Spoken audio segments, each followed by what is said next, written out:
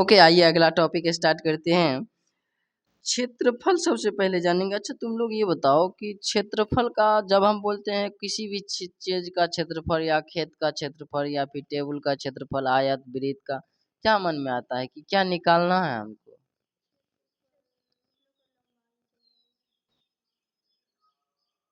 उसका लंबाई चौड़ाई, चलो ठीक। मोटाई होता है, सही बात है, मोटाई भी होता है, ऊंचाई को ही मोटाई का है, ठीक।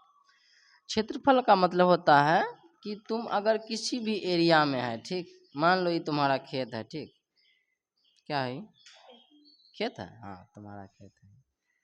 अगर हम इस खेत का क्षेत्रफल निकालना हो, इट मीन्स की एरिया, तो क्या निकालेंगे? या तो इस चीज का ये वाला हिस्सा बोल रहे हैं हम, दो गो हिस्सा है, या तो इसका अंदर वाला हिस्सा मतलब जितना जगह है अंदर में, या तो चारों तरफ का, दो गो चीज है ना, इसमें दो गो चीज हम माप सकते हैं। तो तुम क्षेत्रफल किसको बोल रहा है, इस चारों तरफ वाले हिस्सा को या फिर इस अंदर वाले जगह को? क्षेत्रफल किसको बोल रहा है?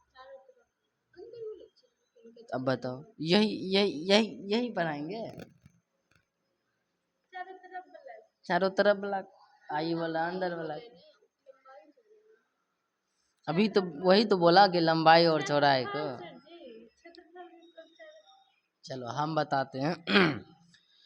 किसी भी आकृति का अगर क्षेत्रफल निकालना है तो क्या करेंगे, उसमें उसके अंदर में जितना भी जगह है उसको हम क्षेत्रफल बोलते हैं, ठीक, समझ में आया, ठीक। तो इसमें किसको क्षेत्रफल, चारों तरफ वाले को क्षेत्रफल नहीं, इसको चारों तरफ वाला को परिमाप या परिधि बोलते हैं, ठीक ना। और जो जगह अंदर में है खाली उसको क्षेत्रफल बोलेंगे। जस्ट लाइक मान लो एक वृत्त बनाए हैं हम, ये वृत्त में क्षेत्रफल अगर निकालना है तो क्या निकालेंगे, इसके बीच में जितने जगह है, ठीक। अगर इस पूरे वॉल का क्षेत्रफल निकालना होगा तो क्या करेंगे, इसके बीच में जितने जगह है उसको नापेंगे, क्षेत्रफल निकलेगा, किसके चारों ओर को नापेंगे तब क्षेत्रफल निकलेगा, बीच वाला जगह को नापेंगे तो क्षेत्रफल निकलेगा, सही बात है। अब समझ में आ गया होगा। तो कहते हैं कि 2D संरचना के अंदर के जगह को क्षेत्रफल यानी कि एरिया कहा जाता है।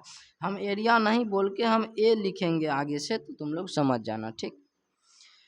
परिमाप या परिधि यानी कि पेरीमीटर क्या होता है, बंद आकृति के चारों तरफ की कुल लंबाई। परि मतलब क्या होता है जानता है? पापा की परी से हट के यहाँ परि मतलब है चारों तरफ। परि का मतलब माप, मतलब उसका मेजरमेंट करना। तो किसी भी क्षेत्र के अगर चारों तरफ की लंबाई चौड़ाई ज्ञात कर रहे हैं तो उसको हम बोलेंगे परिधि या परिमाप, ठीक, समझ में आया। अगर उसके अंदर के जगह को नाप रहे हैं तब जाको क्या बोलेंगे, क्षेत्रफल। देखो, कोई भी वृत्त होता है ना, उसके ठीक बीच सेंटर पे केंद्र होता है, ठीक, सेंटर से लेकर के उसके परिधि तक के, ये परिधि है ना भाई, चारों ओर के जगह को परिधि तक के, मतलब उसका जो किनारा है, किनारा तक के बीच के दूरी को क्या कहते हैं, क्या कहते हैं, त्रिज्या कहते हैं, रेडियस, अंग्रेजी में बोले तो रेडियस या फिर त्रिज्या, ठीक। अब इस को पूरा घुमा लेंगे तो क्या हमको अंदर का क्षेत्रफल प्राप्त हो जाएगा, हो जाएगा प्राप्त। एक त्रिज्या पूरा घुमा लेंगे तो क्या प्राप्त हो जाएगा, क्षेत्रफल। हम लोग पहले से जानते हैं कि त्रिभुज सॉरी वृत्त का जो एरिया होता है, वृत्त का जो क्षेत्रफल होता है क्या होता है, पाई आर स्क्वायर। याद रखना है इस चीज को, ठीक। वृत्त का क्षेत्रफल पाई आर स्क्वायर, वृत्त का परिधि इट मीन्स कि इसके चारों ओर का क्या लंबाई चौड़ाई है। अच्छा, इसका परिधि निकालना होगा तो क्या करेंगे, इसको यहाँ से तोड़ देंगे, आप पूरा खोल देंगे तो नहीं निकल जाएगा, है। देखो ध्यान समझो, निकलता कैसे है परिधि। ये पूरा एगो मान लो डोरी है, गोल घुमाया है। अब इस डोरी को अगर खोलेंगे, यहाँ से तोड़ के इसे अलग करते हैं तो ये लंबा हो जाएगा ना। अब इसको फिर क्या करेंगे, आधा भाग के तोड़ के इधर घुमा देंगे और फिर इसको आधा भाग तोड़ के इधर से इधर कर देंगे तो एगो चौतरभुज बन सॉरी आयत बन जाएगा या वर्ग कुछ बन जाएगा जिस हिसाब से मोड़ेंगे तो वैसे हम निकाल देंगे। तो इसका परिमाप क्या हो जाएगा 2πr। समझ में आया? ठीक है, वृत्त समझ गया आप। ये सब याद रखना है, जुबान पे होना चाहिए, इसलिए हम थोड़ा लिख दिए। ठीक, अभी जो भी हम पढ़ेंगे वो सब चीज। वर्ग क्या होता है? ऐसा चीज जिसका कि चारों भुजा बराबर होता है। ठीक, जैसे मान लो कोई एगो भुजा ये है तो मतलब चारों भुजा बराबर होगा, लंबाई चौड़ाई ऊंचाई सब चीज में बराबर होगा। तो इसका क्षेत्रफल हो जाता है भुजा स्क्वायर। इट मीन्स कि जो भी उसका भुजा है उसका स्क्वायर करेंगे तो हमको वर्ग का क्षेत्रफल ज्ञात हो जाएगा। परिधि मतलब 4 गुना भुजा। त्रिभुज का क्षेत्रफल अगर निकालना हो तो त्रिभुज की ऊंचाई और आधार को 1/2 से गुना कर देते हैं। कैसे? आधार क्षेत्रफल बराबर 1/2 गुना आधार गुना ऊंचाई। आधार किसको बोलते हैं त्रिभुज में? जो नीचे बेस होता है ना, घर जब बनता है तो नहीं कहता है कि बेस मजबूत कर लो, तो वही सबसे नीचे वाला क्षेत्र को बोल रहे हैं आधार। जो ऊपर गया है उसको बोल रहे हैं ऊंचाई। क्या बोल रहे हैं? ऊंचाई। आधार को सूचित करते हैं बी से, ऊंचाई को एच से। तो शॉर्ट में हम लोग लिख सकते हैं 1/2 गुना बी गुना एच। ठीक है, आयत पे आते हैं। आयत का क्षेत्रफल होता है एल गुना बी, मतलब लेंथ गुना ब्रेथ। लेंथ मतलब कि लंबाई और गुना चौड़ाई करेंगे तो इसका क्या क्षेत्रफल निकल जाएगा? बिल्कुल निकल जाएगा ना, निकल जाएगा। काहे कि इसका 2 भुजा बराबर होता है, ई भुजा इसके बराबर होता है और ई भुजा इसके बराबर होगा। तो अगर इसको और इसको गुना कर देंगे तो इसका पूरा का हमको क्षेत्रफल प्राप्त हो जाएगा। अगर गुना नहीं करना चाहते हैं तो चारों को जोड़ देंगे, मूर्खता वाला काम। ठीक है, हम गुना कर देंगे तो इसका क्षेत्रफल निकल जाएगा। परिमाप अगर निकालना हो तो हमको चारों को क्या करना पड़ेगा? आपस में जोड़ना पड़ेगा। तो हमको पता है कि 2l + b मतलब कि 2 गुना लंबाई प्लस चौड़ाई। बचपन में याद करते थे हम लोग। समलम चतुर्भुज, चतुर्भुज पहले जान लो। चतुर्भुज किसको कहते हैं? कोई भी 4 भुजाओं से घिरे हुए क्षेत्र को चतुर्भुज कहते हैं। लेकिन समलम चतुर्भुज का क्या मतलब होता है? अच्छा, इसमें और इसमें कुछ अंतर दिख रहा है? इसमें क्या था कि 2 भुजा बराबर था, जिसमें 2 भुजा बराबर है तो सम तो है। कहाँ गड़बड़ है? यहाँ पे बराबर नहीं है, ये बराबर नहीं है, ये बराबर हम दे दिए हैं। इसका मतलब होता है बराबर, ये बराबर नहीं है। देखो, ये बहुत बड़ा है, ये छोटा है, इसलिए इसको बोलते हैं समलम चतुर्भुज। ठीक, इसका क्या सूत्र होता है? 1 आधार अगर सॉरी क्षेत्रफल अगर निकालना होता है 1/2 गुना समान भुजाओं की लंबाई। भुजा दोनों समान है ना? जा तो समान है ना भाई। समान भुजाओं की लंबाई का योग, ये दोनों का कितना लंबाई है? कुछ दिया होगा 10 सेंटीमीटर 8 सेंटीमीटर करके। तो दोनों का क्या करेंगे? जोड़ करेंगे। उनके मध्य की दूरी, उसके बीच का दूरी कितना है? ऊंचाई। समझ में आया? ठीक, तो लिख देंगे इसको 1/2 गुना a + b गुना h। ठीक, दीर्घवृत्त क्या होता है? अगर कोई वृत्त को हम मान लो ऐसे पथरा करके बना दें, चपटा करके बना दें, तब कैसे क्या होगा? इसमें वृत्त का वृत्त रहेगा, लेकिन इसके लंबाई में देखो अंतर आ जाएगा। ये कितना लंबा है, ये देखो ये छोटा हो जाएगा। लेकिन वृत्त के अनुसार क्या होना चाहिए? जितना लंबाई होना चाहिए उतने लंबा यो होना चाहिए, लेकिन यहाँ पे तो न है। अगर न है तो इसको क्या बोलेंगे? दीर्घवृत्त बोलेंगे। ठीक, वहाँ यही बात यहाँ समझाया गया है कि इसका लंबाई चौड़ा ऊंचाई देखो बहुत छोटा है, लेकिन इसका लंबाई बड़ा है, तो दोनों त्रिज्या अलग अलग हो जाएगा ना, तब जाके वहाँ पे इसको बोलते हैं दीर्घवृत्त। और दीर्घवृत्त का एरिया होता है पाई ए बी। ए मतलब ऊंचाई, बी मतलब लंबाई। ठीक, समझ में आया?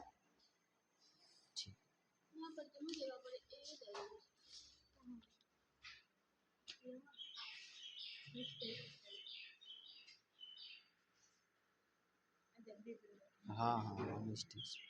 चलो ठीक है, अब हम जानते हैं किसी भी आकृति का आयतन क्या होता है, आयतन कैसे निकालते हैं। आयतन और क्षेत्रफल में कुछ अंतर होता है। जैसे वॉल्यूम, आयतन को अंग्रेजी में वॉल्यूम कहते हैं। 3D संरचना में अक्सर देखा जाता है।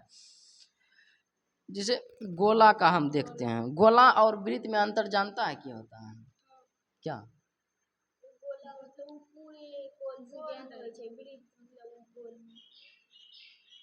जैसे सिंपल भाषा में समझ लो कि वृत्त का मतलब चूड़ी तुम ले लो, और गोला मतलब गेंद। गेंद अलग है, गेंद में बहुत ज्यादा मतलब कि अथी है, और गोला में सॉरी वृत्त में तो सीधा गोल है। ठीक, समझ में आया? इसको कहते हैं। ये तो गेंद क्या है? 3D संरचना है। चूड़ी क्या है? 2D संरचना है। ठीक, स्फीयर अंग्रेजी में कहते हैं। तो अगर गोला का एरिया क्या होता है, सॉरी यार, एरिया होता है 4πr², और वॉल्यूम होता है 4/3πr³। अभी पहले हम लोग जाने थे कि वृत्त का एरिया होता है 2πr², ऐसे करके जाने थे कुछ। हाँ सॉरी, πr²। वृत्त का क्षेत्रफल था πr², गोला का क्षेत्रफल है 4πr²। देखा कितना इसमें 4 गुना हो गया, उसमें सिर्फ πr² था, इसमें 4πr² है। समझा कुछ? तो ये अलग है, आयतन अलग है, और अरे क्षेत्रफल और आयतन दोनों अलग बात है। समझ में आया? चाहे कोई, जैसे आप घन अगर ले लें, घन में क्या होता है, क्या वर्ग होता है? गिनो, 1 2 3 4 5 6, 6 गो वर्ग होता है। 6 गो वर्ग मिलके एगो घन बनता है। कैसे? एक, जैसे यो घन है, 1 2 3 4 5 6, 6 गो हुआ ना। तो ये कौन चीज है? एगो घन है। वैसे ही एगो घन बनाते हैं। कैसे बनाते हैं तुम लोग? जैसे मान लो हम घन बना रहे हैं,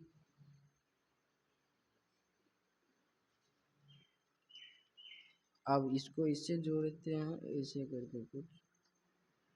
अब देखो यहाँ पर एगो ही भुजा है, एगो ही एगो ही एगो ही एगो ही एगो ही एगो ही एगो ही एगो ही, इतना भुजा है। ये सब भुजा मिलके कौन चीज बना रहा है? एगो घन बना रहा है। यही बात यहाँ बताया गया है। तो घन का वॉल्यूम कितना होता है? अब घन का आयतन भुजा के क्यूब, और घन का क्षेत्रफल 6 भुजा स्क्वायर, 6 गुना भुजा स्क्वायर। ठीक, बेलन यानी कि सिलेंडर, सिलेंडर में देखो वृत्त टाइप का रहता है ना। देखो एक तो लंबा भी रहता है, दूसर में वृत्त टाइप का भी रहता है। तो इसका वॉल्यूम हो जाता है πr²L। ठीक, समझ में आया? चलिए आगे बढ़ते हैं।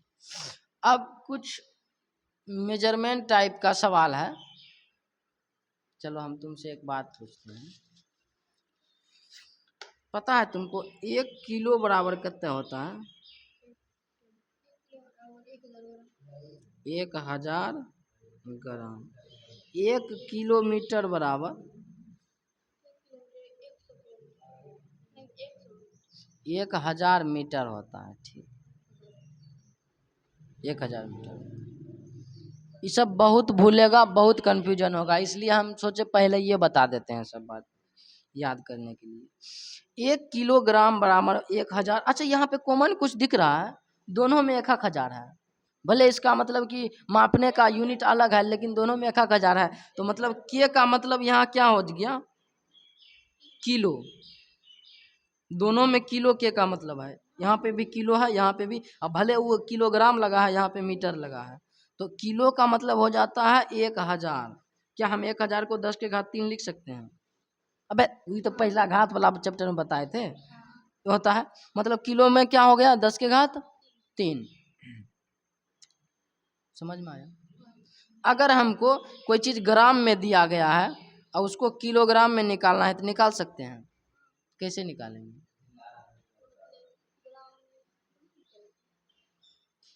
वही बता रहे हैं कैसे कैसे। चलो मान लो तुमको 5 ग्राम दिया गया है ना, 1500 ग्राम दिया गया है। इसको तुमको किलोग्राम में निकालना है। इसका किलोग्राम में कितना होगा? किलो। सही बात है। ठीक है, इधर समझो। तो हमने क्या किया, देखा कि 1 किलोग्राम और 1 किलोमीटर दोनों का जो मेजरमेंट होता है, इसमें 1000 ग्राम होता है 1 किलोग्राम बराबर, इसमें 1 किलोमीटर में 1000 मीटर होता है। ठीक, अगर 1 किलोमीटर चले तो मतलब कि हम 1000 मीटर चलें, कह सकते हैं। अगर कोई चीज़, कोई वस्तु, कोई पदार्थ 1 किलोग्राम भार हुआ है उसका, तो उसको 1000 ग्राम बोलते हैं। ठीक, 1000 ग्राम को ही 1 किलो छोटा करके बोला गया। ठीक, तो 1 किलो में कितना होता है, 10 के घात 3। अगर के कहीं लिखा है मतलब किलो, 10 के घात 3, 1000। अगर किलो से ग्राम में आना होगा तो गुना करेंगे 10 के घात 3 से। किलो से अगर ग्राम में आना है तो क्या करेंगे, 10 के घात 3 से गुना करते हैं। अगर ग्राम से किलो में आना होगा तो 1/10 के घात 3 से गुना करते हैं। ऐसी बात समझ में आया कुछ? अगर ग्राम से किलो में आना होगा तो 10 के घात 3 से,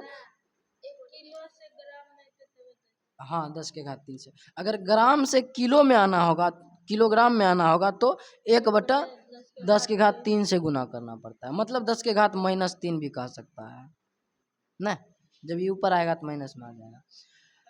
अगर किलोमीटर से मीटर में जाना होगा तो 10 के घात 3 से गुना करेंगे। अगर मीटर से किलोमीटर में आना है तो 1/10 के घात 3 से गुना करना पड़ता है। ठीक, हाँ यो माइनस तुम लगा सकता है अगर शौक है तो। समझ में आया? अगर इसको ऊपर करेंगे तो माइनस आ जाएगा। कल तुमको बताए थे पिछले क्लास में कि घात का नियम में अगर कोई चीज़ नीचे है ऊपर आएगा तो चिन्ह बदल जाता है।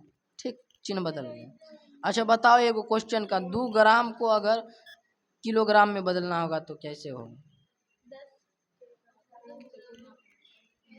अबे सीधा सा बात है, 2 गुना 1/10 के घात 3 क्या हो गया, 2 गुना 10 के घात-3। आंसर आ गया ना? ठीक, अगर 5 मीटर को किलोमीटर में बदलना होगा तो कैसे बदलेंगे? समझ में आया?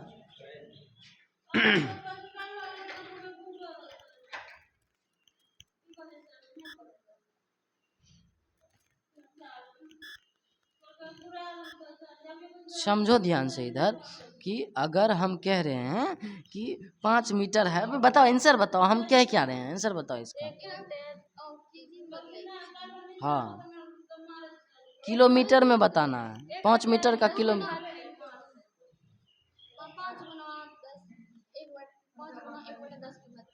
वो तो सीधा तुम अथी कर दिया, उसका आंसर बताओ ना। 5 गुना 10 के घात 1/10 के घात 3, 5 गुना 10 के घात-3। और इसको सॉल्यूशन करेंगे तो क्या होगा, और इसको छोटा करना चाहे तो करो ना। अच्छा कल नहीं बताए थे, गधे हो एकदम। 3 गो है जीरो तो 0 0 0 5 ऐसे होगा क्या? ना ये एगो तो 3 गो है तो एगो इधर है ना। समझ में आया? अगर इसको सिंप्लीफाई करेंगे तो क्या हो जाएगा, 002 पॉइंट।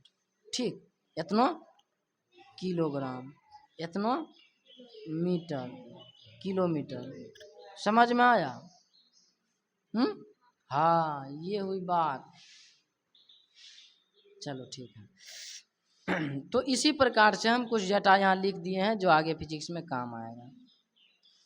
अगर मीटर को सेंटीमीटर में बदलना है तो 10 के घात 2 से गुना करना पड़ेगा, और सेंटीमीटर को मीटर में लाना है तो 1/10 के घात 2 से गुना करना पड़ेगा। याद रखना है ये बात को, अब समझने वाली कोई बात नहीं है। डाटा है, ये आंकड़ा है, सूत्र है, याद रखना पड़ेगा। मीटर को मिलीमीटर में बदलना है तो 10 के घात 3 से गुना करना पड़ता है। मिलीमीटर को मीटर में बदलना है तो 10 के घात 3 से। अरे यहाँ कुछ गड़बड़ लग रहा है, इसको पेंडिंग में रखो तभी, क्या है कि -3 होना चाहिए। सेंटीमीटर को मिलीमीटर में बदलना है तो 10 से गुना करना पड़ता है, और मिलीमीटर को सेंटीमीटर में लाना है तो 1/10 से गुना करना पड़ेगा। ठीक है, ऐसे ही होता है। अगर कहीं पे मेगा दिया है मतलब m लिखा है तो तुम समझ जाएगा 10 के घात 6 है।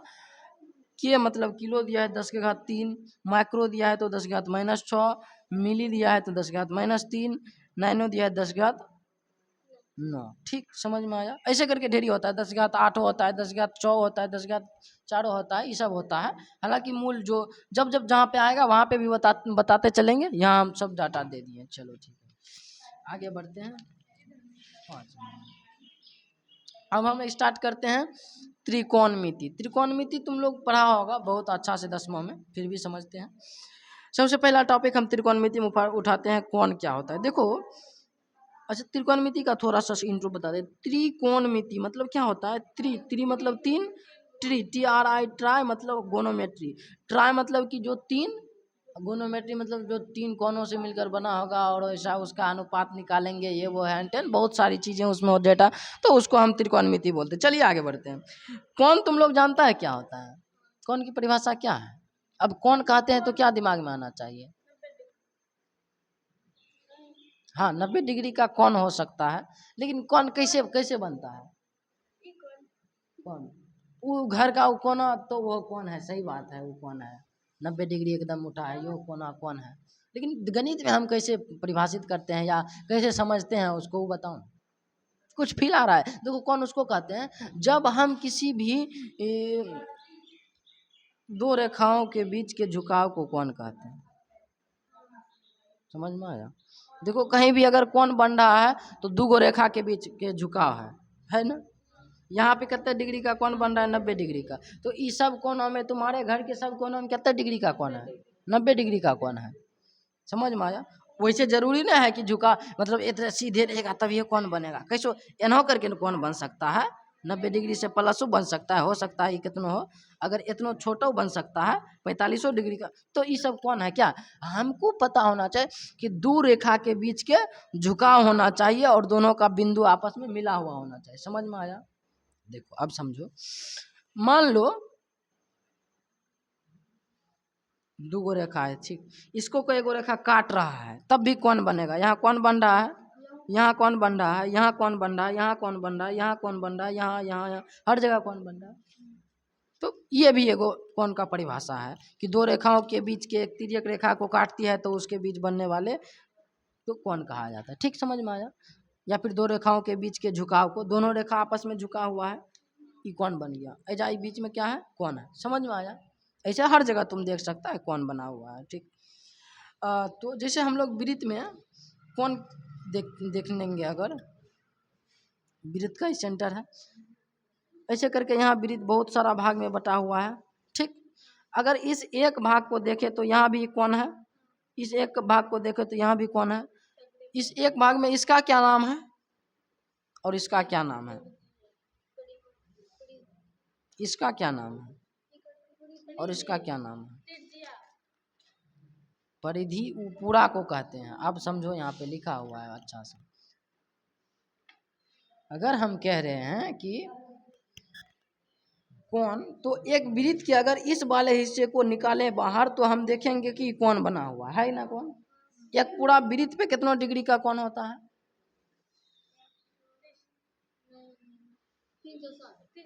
360 डिग्री का कौन होता है। एक छोटा सा बिंदु पे ये वृत्त बन गया। ठीक, इस पे कितना डिग्री का कौन है? 360 डिग्री। अब इसको अगर काट करके इसका एक छोटा सा हिस्सा निकालेंगे तो इसमें क्या सब मिलेगा? इसमें मिलेगा हमको त्रिज्या। इस वाले भाग को क्या बोलेंगे? इसको क्या बोल रहे हैं? और इस वाले भाग को चाप बोलते हैं। क्या बोलते हैं? चाप। बचपन में नहीं कत्ते पढ़ते थे ये सब बात। इसको क्या बोलते हैं? चाप, मतलब आर्क, अंग्रेजी में आर्क बोलते हैं। एस से सूचित किया जाता है इसको, आर्क को एस से सूचित किया जाता है, त्रिज्या को आर से सूचित किया जाता है। ठीक, तो हम अगर लिखें कोण बराबर एस बटे आर, तो ये हो गया कोण का सूत्र। एस मतलब आर्क, आर मतलब रेडियस। ठीक, तो एंगल बराबर आर्क बटे रेडियस, मतलब कोण बराबर चाप बटे त्रिज्या। हम ये सब नहीं लिखेंगे, हम शॉर्ट परिभाषा लिखेंगे। कोण बराबर आर्क बटे रेडियस, थीटा बराबर एस बटे आर। समझ में आया? ठीक है। इसका मात्रक क्या होता है कोण को? या तो डिग्री में मापते हैं या तो रेडियन में मापते हैं। अगर कहीं पे डिग्री में दिया है तो उसको रेडियन में लाएंगे पहले। ठीक, अगर कहीं पे रेडियन में है तो ठीक है।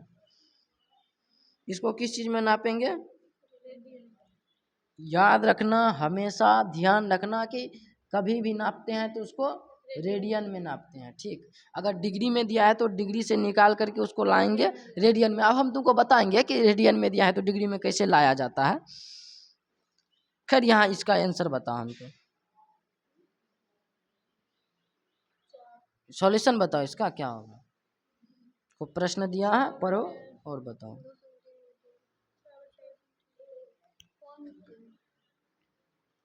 फिर बताओ यार, कलम चलाओ, निकालो आंसर बताओ।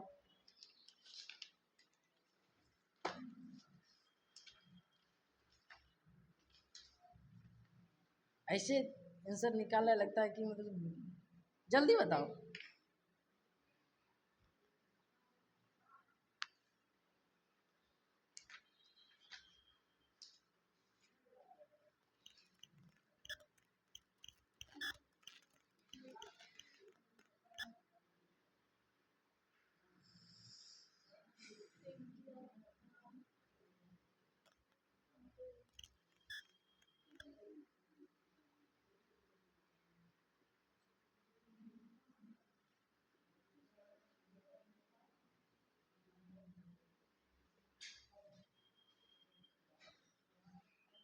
क्या है, सिंपल क्वेश्चन है। ठीक है,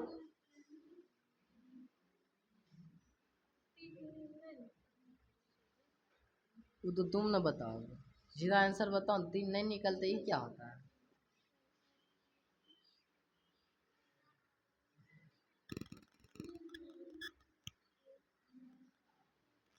जी तुमको भाग करने में 3/1, 3/1 क्या होता है, सीधा 3 बोलो ना। चलो ठीक है, हम बताते हैं। सूत्र सीधा पता है कि भाई अगर कौन निकालना है तो हमको सूत्र है S/R। एस का मान कितना दिया गया है, 6। आर का मान 2, 2 तिया 6, इसका कितना है आंसर, 3 सेंटीमीटर। समझ में आया। इसमें समझने वाली या देखने वाली, सूत्र अभी बताए तो ये तुम्हें इतना लेट कैसे तुमको लग सकता है बे, समझ में आया। लेकिन यहाँ पे तो चलो कुछ डिफिकल्ट नहीं था, क्या है कि यहाँ पे डिग्री और थीटा कुछ दिया है, अथी ने दिया था। अगर हमको यहाँ पे डिग्री में दे दिया जाए तब हमको डिग्री से पहले रेडियन में लाना होगा।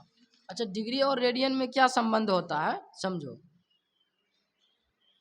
डिग्री व रेडियन का अंतर परिवर्तन क्या होता है, डिग्री और रेडियन में अंतर परिवर्तन। अरे यार हिलाओ मत। अगर कोई चीज़ डिग्री में दिया गया है उसको रेडियन में निकालने के लिए हमको π/180 से गुना करना पड़ता है। क्या करना पड़ता है, π/180 से गुना करना पड़ता है।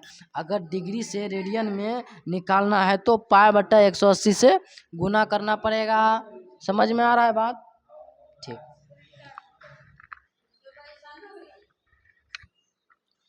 अगर रेडियन से डिग्री में आना है तो 180/π से गुना करना पड़ेगा। सिंपल बात है, समझ में आया। अभी इस पे हम क्वेश्चन देंगे, ध्यान से समझो। चलो मान लो 45 का हमको बताओ।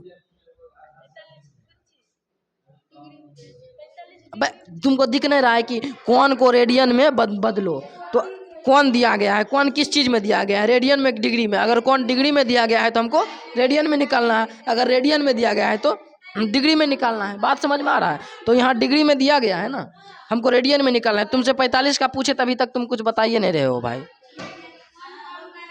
बताओ 45 का बताओ भाई।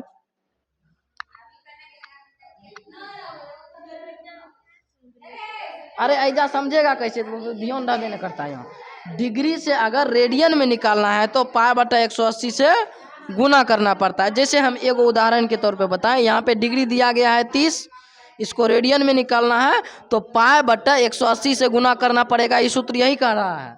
तो अगर इसको गुना करेंगे तो कितना हो जाएगा, काटो 3 6 के 18, 6 π/6 आया। अब रेडियन में निकल गया, ये आंसर आ गया अपना। समझ में आया।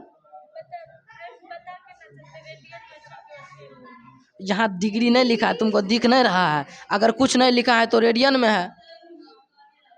अगर मान लो डिग्री में दिया गया है, तुमको रेडियन में निकालना है। ठीक, सॉरी, रेडियन में दिया तो डिग्री में निकालना पड़ेगा। अरे यार सूत्र में नहीं निकालना पड़ेगा। अगर कहीं तुमको कुछ ऐसे करके दिया होगा तब, जैसे मान लो π दिया गया है, तो अगर हमको इसको डिग्री में निकालना है तो कैसे निकालेंगे? 180/π से गुना करना पड़ेगा। अभी सूत्र बताए थे कि अगर रेडियन से डिग्री में आना है तो 180/π से गुना करना पड़ेगा। तो यहाँ भी तो रेडियन से डिग्री में आना है तो 180/π से गुना करेंगे तो पाई खत्म, कितना आ जाएगा 180 डिग्री। समझ में आया? कितना सिंपल बात है। ऐसे करके सब बना लेगा, ऐसे करके ही सब बना लेगा। और तुमसे 45 का पूछे बताओ ना तो बना लेगा। तो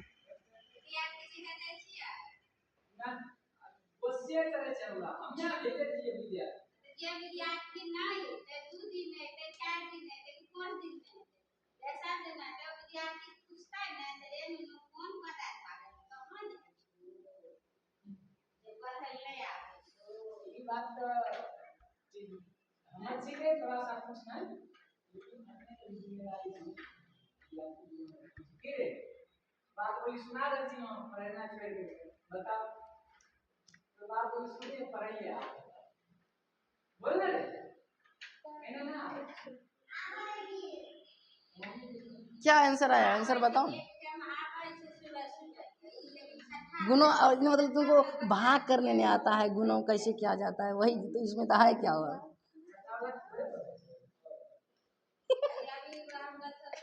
अरे भाई मारो मुझे, मारो।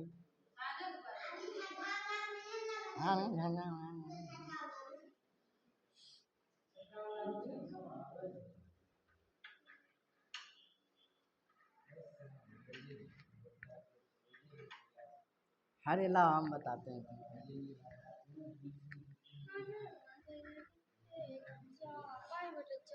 हाँ लाओ, ठीक है। π/4 बताया तुम, हम बताते हैं। 45 गुना, अरे ये कलम था तखनी से दिया का है। 45 गुना π/180 होगा। ठीक, अब क्या है, अब तो इसको काटना है। तो 5 नमा 45, 5 तिया 15, 3 5 6 के 30, 9 चौके 36, π/4। बताओ वो आया? यही यही तो निकालना था। तुम अभी 4 बोली, पा कहाँ बोली? ठीक है, π/4 इसका आंसर है। ऐसे करके सब निकाल के कल आना है तुम लोग को। ठीक, और याद भी रखना है। कौन याद रखना है? क्या भैया याद रखने वाला तो कुछ ज्ञान की बात तुमको याद रखना है, एकदम जुबान पे होना चाहिए कि भाई अबे अब हम अक्सर लिखेंगे जीके भी, तो तुम याद रखना कि जीके भी का मतलब ज्ञान की बात है, पूछ मत देना। अगर एक बिंदु पर बनने वाला कोण 360 डिग्री है, अभी बताए थे तुमको।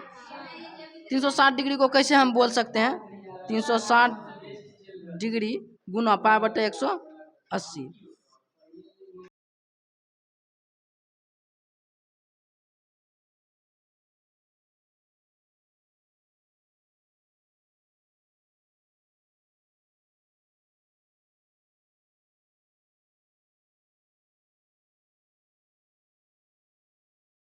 π/6 बोलेंगे, 60 को π/3 बोलेंगे। याद रखना, एकदम जुबान पे होना चाहिए। अगर हम बोले पाए तो तुमको याद रखना अच्छा 180 डिग्री। अगर हम बोले 2 पाए अच्छा 360 डिग्री। अगर हम बोले 45 डिग्री तुमको बताना है π/4। समझ में आया? चलो ठीक है, आगे बढ़ते हैं। तुम इसका आंसर हमको बता, निकाल के बताओ। अब तुमको सब हम बता दिए हैं, अब इसका आंसर बताओ, इसका और इसका। अरे बताओ यार। अब इसमें तो इसमें थीटा का मान दिया है, रेडियस का मान दिया है, तुमको निकालना क्या है?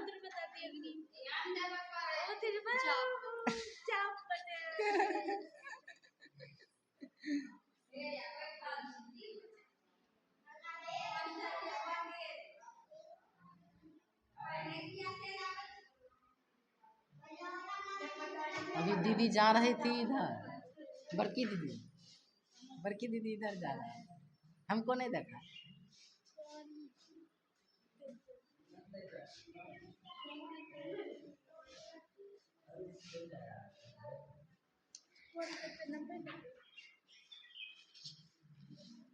देख लो चोर आदमी सबके।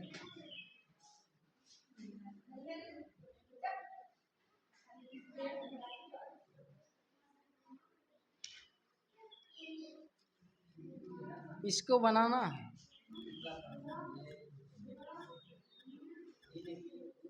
बनाओ, कॉपी निकालो, बनाओ भाई।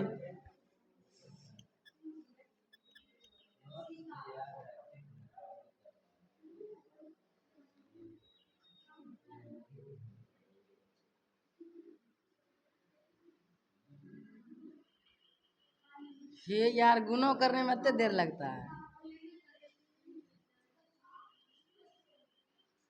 चलो हम बताते हैं, ला कलम ला। देखो थीटा बराबर होता है एस बटा आर। एस हमको कितना दिया है, नहीं दिया गया है। थीटा दिया गया है 90 बराबर एस नहीं दिया गया है, ठीक है निकाल लेंगे। आर दिया गया है 10, निकालना कितना है एस। एस बराबर 90 गुना 10 निकल जाएगा। कितना हुआ 900 हुआ। ऐसे करना है, ऐसे करेगा हाँ, कहाँ कटेगा, ये कटेगा। अब गुना होता है यार, लेकिन ये आंसर नहीं होगा। ऐसे अगर किया तो पाप बढ़ जाएगा तुम्हारा। यहाँ डिग्री में दिया गया है, डिग्री में दिया गया है तो इसको रेडियन में पहले निकालेंगे। यही तो यहाँ पे गूगली था। तो डिग्री में 90 डिग्री का रेडियन में निकालेंगे तो कितना होगा, पाई बटा 2 ना। मतलब 90 के जगह हमको क्या रखना है अब, पाई बटा 2 बराबर एस बटा 10। एस बराबर पाई बटा 2 गुना 10, 2 पंचे 10। एस बराबर 5 पाई। आया आंसर, समझ में आया। कुछ था इसमें, ऐसे इसको बना लेगा। इसमें देखो कुछ नहीं, इसमें रेडियनियम दिया गया है, इसमें तुरंत निकल जाएगा। अबे निकालो, नहीं निकल जाएगा। इसमें बहुत सिंपल है। जैसे देखो थीटा बराबर एस बटा आर। थीटा कितना दिया है 2 पाई बटा 3 बराबर एस कितना दिया है एल पाई, सॉरी एस दिया है पाई बटा आर। आर निकालना है तो आए ये कैसे गुना करेंगे बे।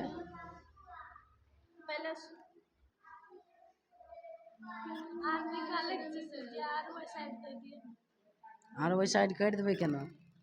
आर बराबर 2 पाई बटा 3 गुना 1 बटा पाई। जाने छे 1 बटा पाई किया है। जब एकरा आई पट्टी कर लिए तो ये उलट जीते, ठीक। अभी अगर एकरा इन्ने लिखती है तो पाई बटा आर होती है। ये पाई बटा आर का आई पट्टी करबे तो की हेते 1 बटा पाई उल्टा हो जीते ना, पाई पाई कट जीते, वो बाद के बात छे। पहले ये 1 बटा पाई अले केना वो समझली। पाई से पाई खत्म होले 2 बटा 3। आंसर समझ में आइल, ठीक छे आगे बढ़े छी। अगर कोई दूगो लंबवत रेखा गुजर रहा है तो ओकर कते मान होते बताओ।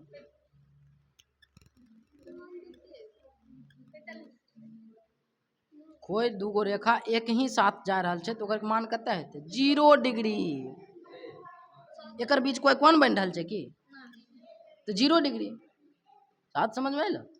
अगर कोई दूगो लंबवत रेखा है ओकर मान कते हेते 90 डिग्री। अगर कोई दूगो विपरीत रेखा है तो ओकर मान कते हेते 180 डिग्री, ठीक समझ में आया।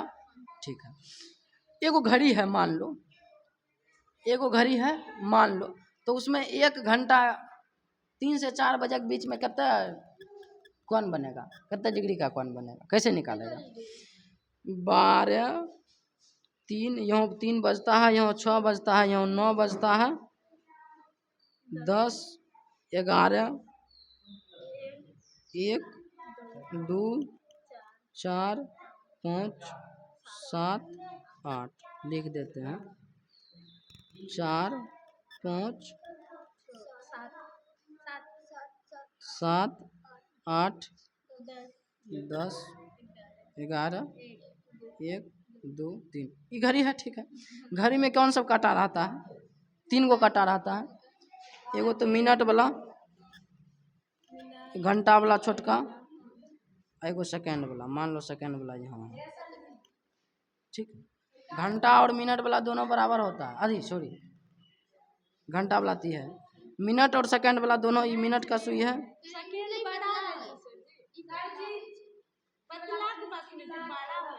ठीक समझ में आया। तो अगर मिनट का सुइया बहुत बड़ा है और सेकंड का, अबे दोनों पर सेम रहता है, पता नहीं चलेगा तुमको। अगर एक जगह रहेगा तो वो तो अलग बना है तो पता चल रहा है। ये कौन चीज है, घंटा का है, आवर का है, ठीक समझ में आया। अब एगो वृत्त पे कितने डिग्री होता है, एक वृत्त पे क्या डिग्री होता है 360 डिग्री। 360 डिग्री को क्या भाग में बांटे हैं?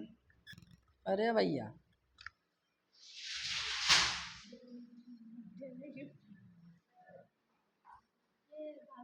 360 डिग्री को क्या भाग में बांटे हैं यार? 12 भाग में नहीं बांटे हैं। एगो 12 घंटा एक बार में चलता है तो 12 भाग में बांटे हैं। तो 360 डिग्री टोटल है, उसको 12 भाग में बांट दिए तो 360 बटे 12 टोटल कितने हो जाएगा? 12 तिया 36, 30 डिग्री। प्रत्येक घंटा के बीच कितने कौन बन रहा है? समझ में आया? ठीक है।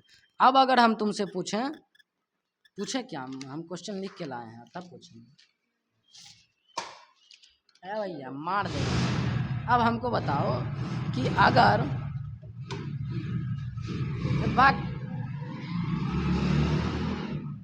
चलो हमको बताओ कि जब दीवार घड़ी में समय शाम के 3 दिखा रहा है तो उस समय घड़ी की मिनट और सेकंड की सुई के मध्य का कोण बताइए। जल्दी बताओ, दिमाग पल में दो, पल में उसका उत्तर।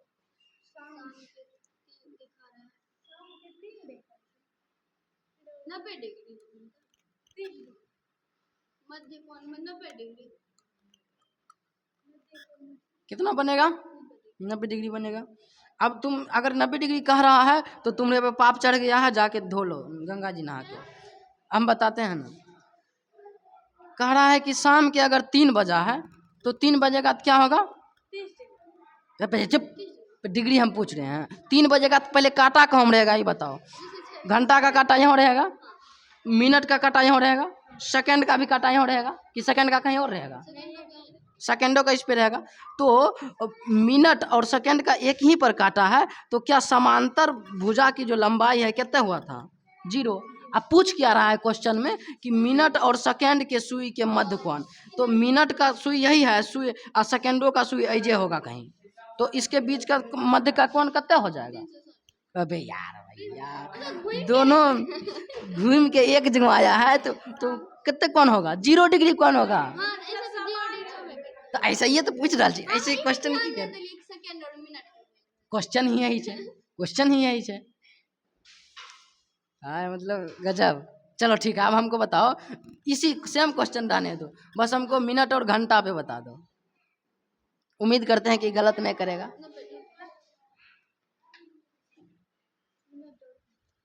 बताओ। वैसे तो बहुत सिंपल है। 30 30 30 कितना हो गया? 90। प्रत्येक कोण के बीच अभी निकाले थे ना, हर घंटा में 30 डिग्री होता है। चलो ठीक है, यहाँ पे टाइम बदल लो, घड़ी वही रहने दो। अब बताओ 4 बज के, अब 4 बजे से लेकर 5 बजे के बीच का में तुम बता दो मिनट का व घंटे के बीच का कोण। 4 बजे से 5 बजे के बीच 30 डिग्री। बस सिंपल था। 4 और 5 के बीच कितने हुआ? 30 डिग्री। इस प्रत्येक कोण के बीच 30 डिग्री, तो इसका क्या उत्तर हो जाएगा? समझ में आया कॉन्सेप्ट क्या समझाना चाह रहे थे? ठीक है, आज के लिए यहीं तक रहने देते हैं।